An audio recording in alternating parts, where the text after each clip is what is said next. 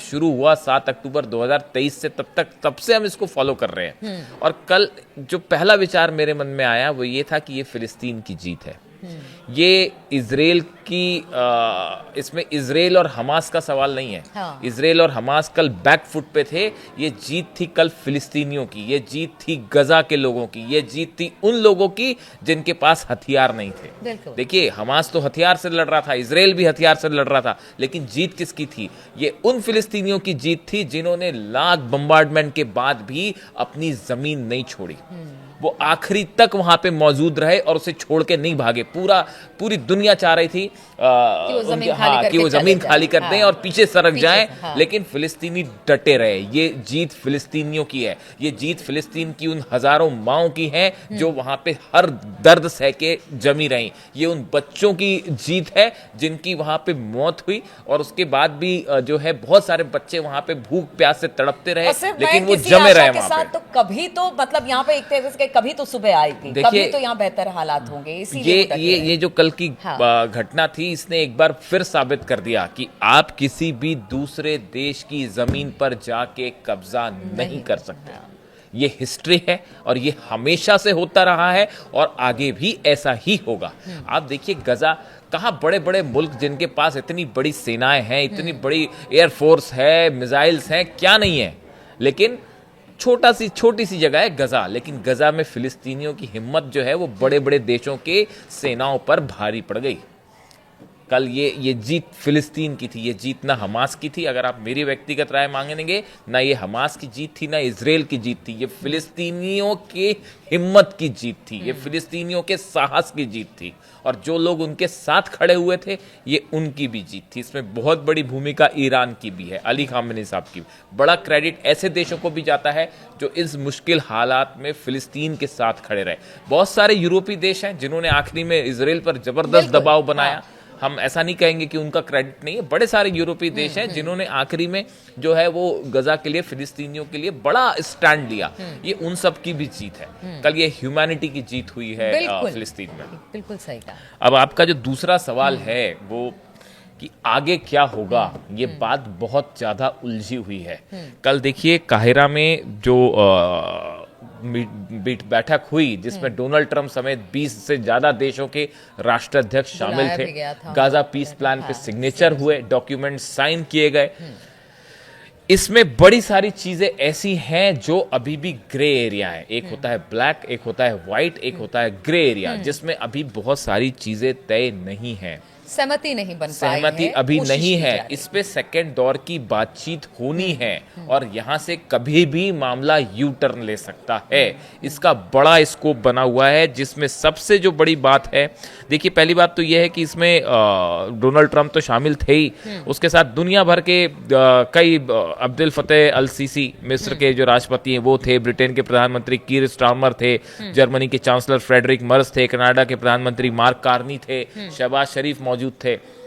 Iran को invite किया गया था, ईरान नहीं पहुंचा।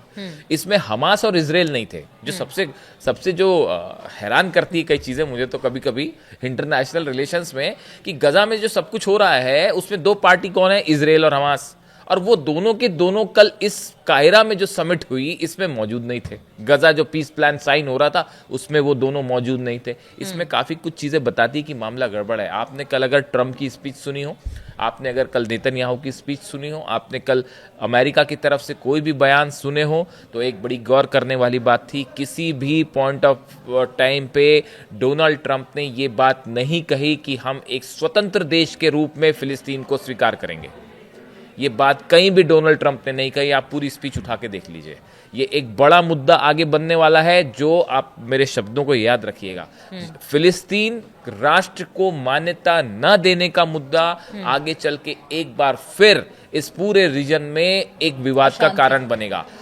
अली खामेनी साहब की तरफ से कहा गया, ईरान की तरफ से कहा गया, इस समस्या का सिर्फ एक हल है, आपको फिलिस्तीन को एक देश के रूप में स्वीकार करना पड़ेगा। और जब तक ऐसा नहीं होगा, आप कुछ दिन की शांति, उसके बाद आप घूम फिर के फिर वहीं आ जाएंगे। देखिए दूसरी बड़ी बात जो है, ये पहली बात। दूसरी बड़ी बात आप समझिए कि अभी इजराइल की जो फोर्सेस हैं, इजराइल की फोर्सेस जो हैं 53%, अगर हम पूरे गजा की बात करें 53% हिस्से से गजा की फोर्सेस जो है वो पीछे हट गई, धीरे-धीरे लेकिन से पीछे हट रही है। आगे 40% और उसके बाद 15% तक उसकी वापसी आगे होनी है। लेकिन वो इस बात पे तय करता है कि हमास अपने हथियार छोड़ रहा है या नहीं छोड़ रहा। देखिए बड़ी सारी शर्तें हैं जो उलझी हुई हैं। 53% एरिया है गजा में जिसमें हमास ने हामी अब तक 53% पे वापस आ गई है फोर्सेस। आगे बताया जा रहा है कि और 40% एरिया जो है उस पे भी वापस आई जाएंगी। इस तरह से चीजें हैं, वो फेज में डिवाइड है। लेकिन उसमें शर्त यह है कि इसके लिए हमास को पहले हथियार छोड़ने पड़ेंगे। अच्छा, ट्रम्प का एक बयान मैंने ये भी देखा कि अगर फिर से युद्ध जैसे हालात बनते हैं या हमास उधर से हमला करता है तो फिर इस बार जो हालात बनेंगे वो पहले से भी ज्यादा बदतर होंगे। देखिए अभी डोनाल्ड ट्रम्प का जो स्पीच थी वो तो कल कुल मिला के पीस पर है। मतलब उनका जो हाँ उनका कल का जो एजेंडा था डोनाल्ड ट्रम्प का, वो नोबेल पीस प्राइज भले उन्हें ना मिला हो लेकिन सब देशों ने उन्हें समर्थन दिया। उन्हें पीस प्राइज तो नहीं मिल पाया इस बार, लेकिन वो शायद अगली बार की उम्मीद में है, क्योंकि नेतन्याहू ने कल उनसे कहा कि इस बार नहीं मिला, शायद अगली बार मिल जाएगा। तब तक तालिबान और पाकिस्तान का भी झगड़ा दूर कर तो हाँ अभी बहुत सारी पीस करवानी उन्हें। रूस और यूक्रेन के बीच उनका अगला टारगेट है जो है। लेकिन ये जो बात है, जो आपने बात कही, देखिए नेतन्याहू का एक बयान आया है, हमास अपना आर्म्स छोड़ेगा, निशस्त्रीकरण होगा उसका, और गाजा को भी पूरी तरह से हथियार मुक्त करवाया जाएगा। अगर यह आसान तरीके से हो सकता है तो बहुत अच्छा है। अगर नहीं तो इसे कठिन तरीके से हासिल किया जाएगा। यानी देखिए नेतन्याहू का बयान साफ है, उनकी मंशा साफ है कि अगर हमास हथियार छोड़ता है तो ठीक है, वरना फिर से आप जंग वाले मोड में आ जा रहे हैं। ऐसे में सवाल यही बार बार पूछा जा रहा है कि जब हमास को हथियार ही छोड़ना था तो फिर उसने इजराइल पर हमला क्यों किया, बंधक क्यों इतने दिन तक बनाया, पूरा गाजा तबाह हो चुका है। इधर कहा जा रहा है कि जब इजराइल को भी इतने सारे फिलिस्तीनी छोड़ने थे तो फिर ये सब कुछ सवाल बहुत उठ रहे हैं इसको लेकर। मयंक, जिस तरह से आप देखिए कह रहे हैं कि ये बात कल से कई सारे लोगों ने मुझसे पूछी, जो आप पूछ रहे हैं कि भाई अगर यही इसका एंड होना था तो ये जंग क्यों हुई, ये जंग क्यों की, हमास ने क्यों जंग की, इजराइल ने क्यों हमले किए। देखिए इसका एक जवाब ये है कि जब भी ऐसी सिचुएशन बनती है आपको थोड़ा सा रियलिस्टिक अप्रोच के साथ इसको एड्रेस करना पड़ेगा कि जब भी ये हालात बनते हैं तो उस समय कोई भी देश जो है या कोई भी संगठन जो विरोध कर रहा है वो कोई बहुत लंबी प्लानिंग नहीं करता। वो ये होता है कि अगर आपने हमला किया तो अगले 24 घंटे के अंदर सामने वाले देश ने भी हमला कर दिया।